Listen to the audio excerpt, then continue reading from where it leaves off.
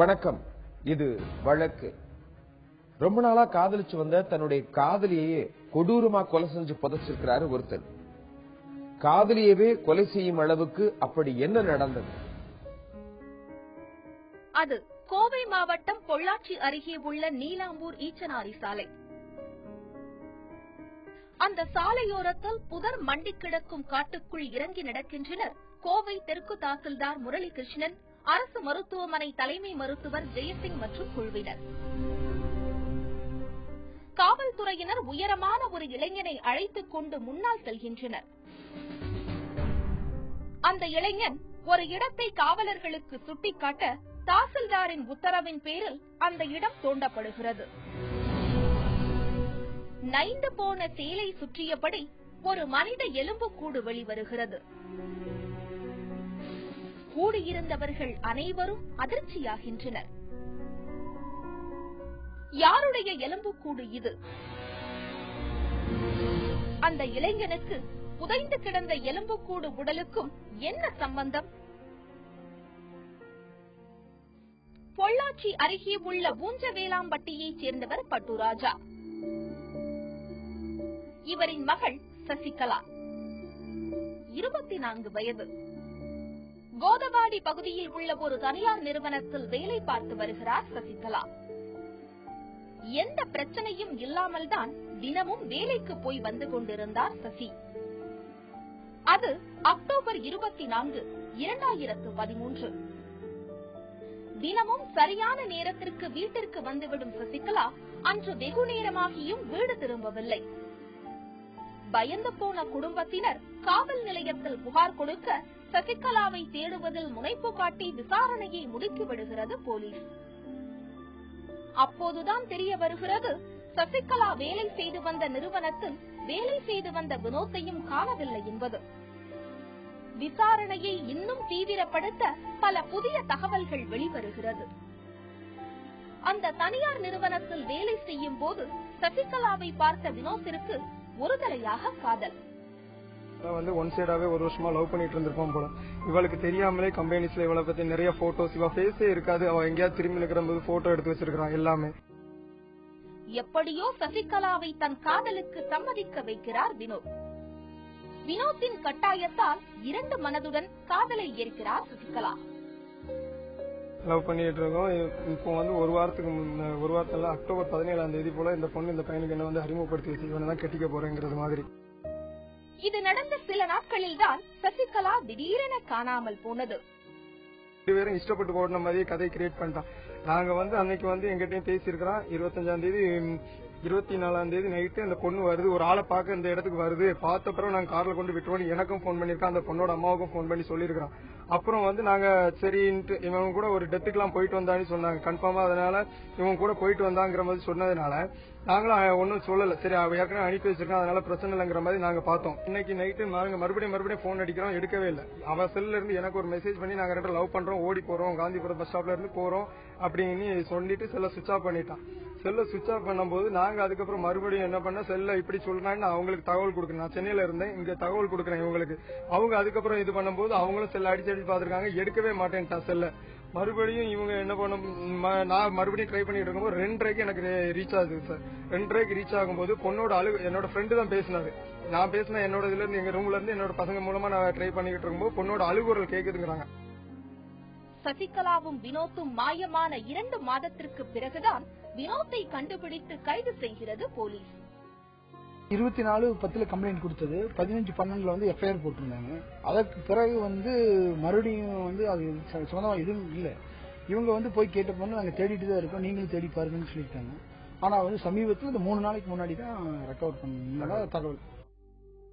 கைது செய்யப்பட்ட வினோத்தை விசாரணை செய்ய அதிர்ச்சி தரும் தகவல்களை கூறுகிறார் வினோத். வேலைக்கு போன பிள்ளை இந்த சரண்யாங்கிற பிள்ளை எப்போ பாக்குறதுக்காக கூப்பிட்டு இருக்குது, அதனால போயிருக்கா. இவன் பின்னாடியே கார்ல ஏற்றிட்டு பிள்ளைய இது பண்ணி கொண்டிருக்கான். சசிகலாவை ஒரு வண்டியில் வைத்து கடத்தி செல்கிறார் வினோத். கடத்தி சென்றவர் சசிகலாவுடன் தகராறு செய்து ஆத்திரத்தில் அவரை கொன்று விடுகிறார். ஆக்சுவலா வந்து அந்த வினோத்ங்கிற பையன் ஒன் சைடா வந்து அந்த பொண்ணை லவ் பண்ணிட்டு இருந்ததாகவும், அந்த பொண்ணு வந்து அவங்க அத்தை பையன் மதுங்கிறவனை வந்து 7 வருஷமா காதலிச்சு கல்யாணம் பண்ணிக்கிறதா தான் இருந்தது. இப்ப வந்து அந்த இடையில வந்து ஒரு வாரத்துக்கு முன்னால வந்து அந்த மதுவும் வினோத்தும் 2 பேரும் அறிமுகமாயிருக்காங்க. அப்ப வந்து அவன் வந்து அது வரைக்கும் அவனுக்கு வந்து அந்த பொண்ணு வந்து இன்னொருத்தர் லவ் பண்ணிட்டு இருக்கிற மேட்டரே தெரியாது.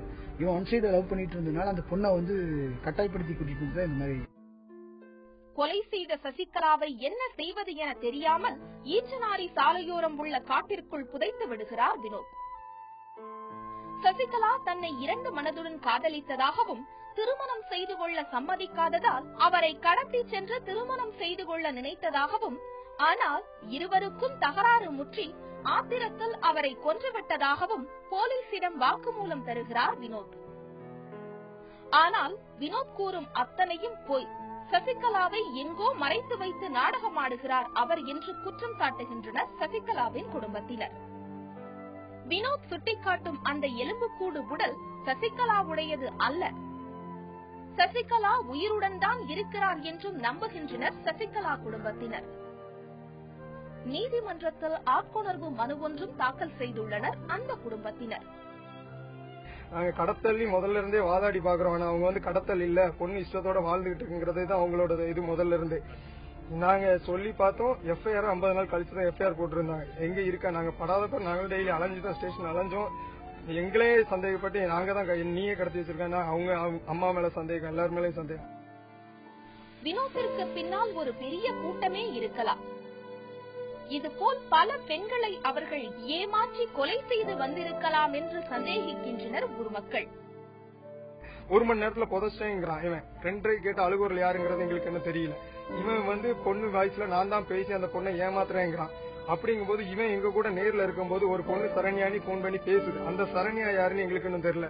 அதுவும் இன்னும் அந்த பொண்ணெல்லாம் வெளியே வந்தாதான் இதுக்கு பின்னால ஒரு நெட்வொர்க்கே இருக்கிற மாதிரி எங்களுக்கு தெரியுது சார்.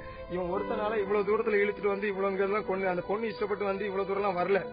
குற்றவாளி தனிநபராக இருந்து இந்த கொலையை செய்திருக்க முடியாது, இந்த கொலையை மறைத்திருக்க முடியாது. இதற்கு பின்னணி இருக்கும், இதற்கு கூடுதலாக சப்போர்ட் இருந்திருக்கும்.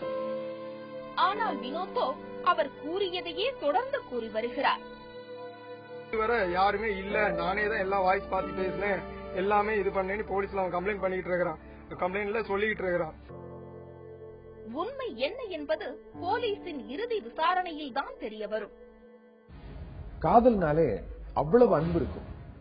அப்படிப்பட்ட அந்த காதல்ல ஒரு சின்ன ஊடல் வந்துட்டா ஒரு 2 நாள் இல்ல 3 நாள் மீண்டும் அந்த ஊடல் சரியாகி கூடலாகி. ஆனா அப்படிப்பட்ட அந்த காதலே கோவம் வந்தா கொலையும் செய்யற லெவலுக்கு துணிகிறது வினோதம் தான். நாகூருக்கு பக்கத்துல ஒரு ஆட்டோ டிரைவர் போலீஸ் கஸ்டடியில மர்மமான முறையில் இறந்திருக்காரு. இந்த மரணத்துக்கு காரணம் போலீஸ் தாக்குதல் தான் போராட்டத்தில் குதிச்சிருக்காங்க அந்த மக்கள். அது நாகப்பட்டினம் மாவட்டம். நாகை பிரதான சாலை பால் பண்ணை சேரி மிகப்பெரிய மக்கள் கூட்டம் சாலையை அடைத்துக் கொண்டு மறியல் செய்து கொண்டிருந்தது.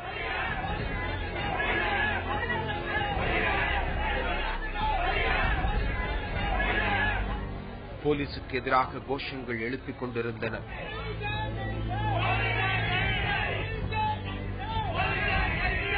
அந்த சாலையில் போக்குவரத்து ஸ்தம்பிக்க எங்கும் குழப்பம். கடைசியில் சில அரசியல் கட்சி பிரமுகர்கள், காவல்துறை உயர் அதிகாரிகள் மற்றும் வருவாய்த்துறை அதிகாரிகள் வந்து பேச்சுவார்த்தை நடத்திய பின்னரே அந்த கூட்டம் அங்கிருந்து கலைந்தது. ஆனாலும் அவர்கள் கோபம் அடங்கவில்லை. என்ன நடந்தது? எதற்காக போக்குவரத்தை நிறுத்தி இத்தனை கோபத்துடன் ஆர்ப்பாட்டம் செய்ய வேண்டும் இந்த மக்கள்?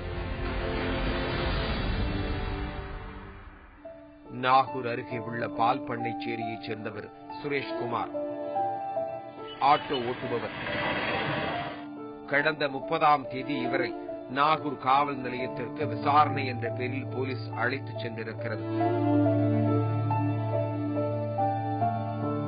அதன் பின் நீதிமன்றத்திற்கு கொண்டு செல்லும் வழியில் சுரேஷ்குமாரை மருத்துவ பரிசோதனைக்கு அழைத்துச் செல்கின்றனர். திடீரென மயங்கி விழுகிறார் சுரேஷ்குமார். உடனே அவசர சிகிச்சை கொடுக்கப்படுகிறது. ஆனால் சிகிச்சை பலனளிக்காமல் இறந்து விடுகிறார் சுரேஷ்குமார். அவரின் உறவினர்களுக்கு தகவல் போகிறது.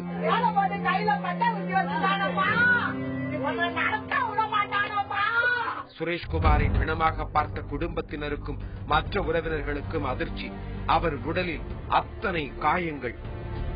செக் போஸ்ட்ல இருந்தாங்க எல்லாருமே தண்ணி தான் சார். அத்தனை மேலுமே வெறித்தனமா அந்த போலீஸ் அதிகாரம் இருக்குன்னு நினைச்சு அவங்க அந்த அப்பாடியை போட்டு அடிச்சு கொடுமைப்படுத்தி கொண்டுருக்காங்க சார். அவரை காவல் நிலையம் அழைத்துச் சென்ற போலீஸ் தான் அவரை அடித்துக் கொண்டிருக்கிறது என போராட்டத்தில் குதிக்கின்றனர் உறவினர்களும் பொதுமக்களும். காவல் நிலைய ஆய்வாளர் கொலைகார ராஜேந்திரன் மீது ஆட்டோவை நவுத்தி போட சொன்னாங்களாம். நவுத்தி போடுற சார் சொல்லிருக்காங்க.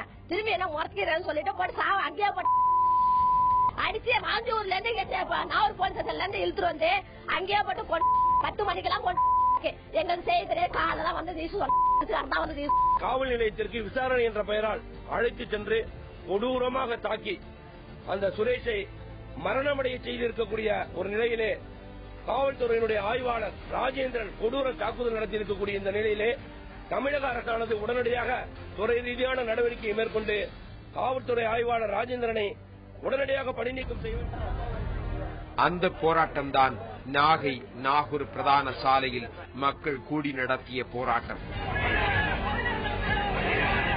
சுரேஷ்குமாரின் மரணத்திற்கு போலீஸ் தான் காரணம் என்று போலீஸை கண்டித்து நடத்தப்பட்டது அந்த போராட்டம். எதற்காக சுரேஷ்குமாரை காவல் நிலையத்திற்கு அழைத்துச் சென்று வழக்கு பதிவு செய்ய வேண்டும்? என்ன செய்தார் ஆட்டோ டிரைவர் சுரேஷ்குமார்? அன்று இரவு சுமார் 7 மணி அளவில் ஒர்க் ஷாப்பில் விட்ட தனது ஆட்டோவை எடுப்பதற்காக நடந்து சென்று கொண்டிருக்கிறார் சுரேஷ்.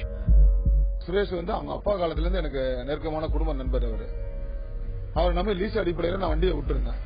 எஃப்சி வேலை நடந்துட்டு இருந்தனால எஃப்சி வேலையை முடிச்சுட்டு என்னுடைய வீட்டு வாசல்ல கடை அருகே போட்டுட்டு பேசிட்டு இருந்தோம். சாலையில் சோதனை செய்து கொண்டிருந்த நாகூர் இன்ஸ்பெக்டர் ராஜேந்திரன் மற்றும் சப் இன்ஸ்பெக்டர் ஜெயராமன் சுரேஷ்குமாரை நிறுத்தி சந்தேகத்தின் பேரில் விசாரித்திருக்கின்றனர். சரியாக பதில் சொல்லாத சுரேஷ் இன்ஸ்பெக்டர் ராஜேந்திரன் மீது நிலை தடுமாறி சாய்ந்திருக்கிறார்.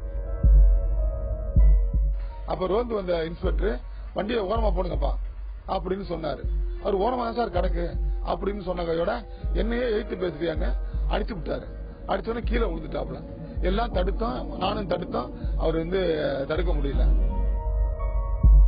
கோபமடைந்த இரு போலீஸ் அலுவலர்களும் அவரை காவல் நிலையம் அழைத்துச் சென்று விசாரணை செய்திருக்கின்றனர். ரோந்து வாகனம் வந்தோன்னா அதுல அழைச்சிட்டு ஸ்டேஷன் போயிட்டாங்க. நாங்க ஊரு முக்கிய பிரமுகர்லாம் அழைச்சிட்டு போய் கேட்டோம். அவர் ஜாமீன்ல விடல.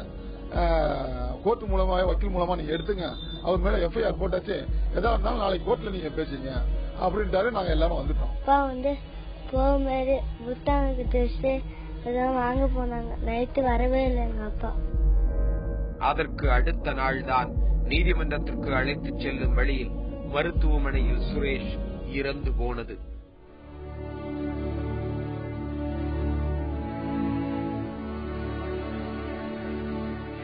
மக்களின் போராட்டத்திற்கு பிறகு மாவட்ட போலீஸ் சூப்பரண்டு சிவி சக்கரவர்த்தி சம்பந்தப்பட்ட இரு காவல் அலுவலரையும் பணியிடை நீக்கம் செய்திருக்கிறார்.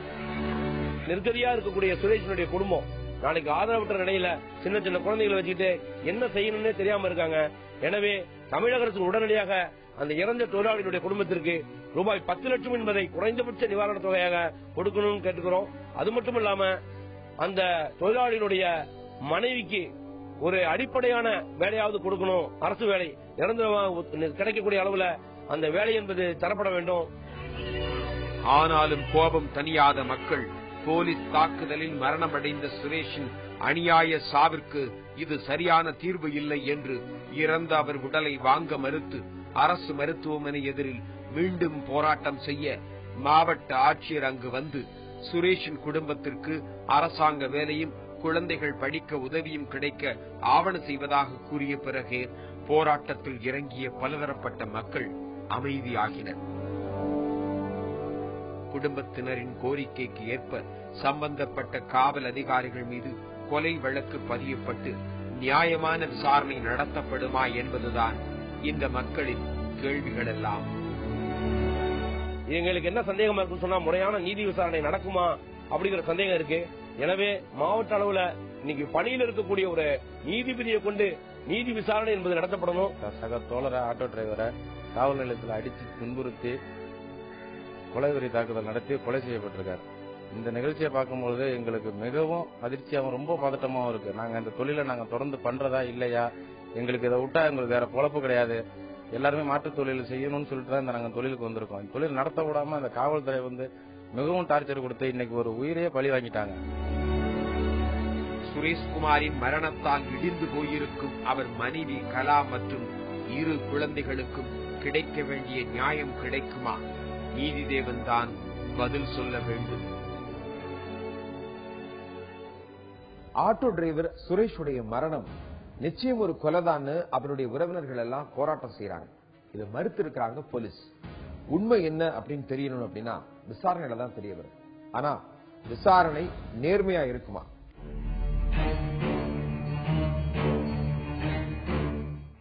அடுக்குமாடி வீடு கட்டி விற்கக்கூடிய ஒரு நிறுவனத்துல பல லட்சம் கொடுத்து வீடு புக் பண்ணிருக்கீங்க. ஆனா பணத்தை வாங்கின அந்த நிறுவனம் உங்களுக்கு வீடை கட்டி தராம இழுத்தடிக்கிறாங்க. வீடும் கிடைக்காம உங்க பணமும் பல மாதங்களா அவங்க கிட்ட சிக்கிருச்சு. இதுக்கு என்ன தீர்வு? ஒரு பிளாட் வாங்குறதுக்காக ரொம்ப கஷ்டப்பட்டு ஒரு இனிஷியல் பேமெண்ட் கட்டி அதன் பிறகு அவங்க இஎம்ஐ எல்லாம் கட்டுவதற்காக உடன்பட்டு லோனுக்கு போயிட்டு அந்த சொன்ன காலக்கெடுக்குள்ளாக ஒரு பில்டர் அந்த பிளாட்டையோ ஒரு வணிக வளாகத்தையோ கட்டி கொடுக்க தவறும் சூழல்ல மிக பெரும் நஷ்டத்தை அந்த பிளாட் புக் பண்ணவங்களோ அந்த கட்டடத்தை புக் செய்தவர்கள் எதிர்கொள்ள வேண்டிய சூழல் உருவாகிறது. அப்படிப்பட்ட சூழல்ல அது கான்ட்ராக்ட் அடிப்படையில், அதாவது இந்த மாதிரி ஒரு இடம், அதுக்கு இவ்வளவு தொகை, இவ்வளவு சதுரடி, இவ்வளவு வசதிகள் செஞ்சு கொடுக்கிறோம் அப்படின்னு சொல்லி பில்டர் ஒரு அக்ரிமெண்ட் போடுறாங்க.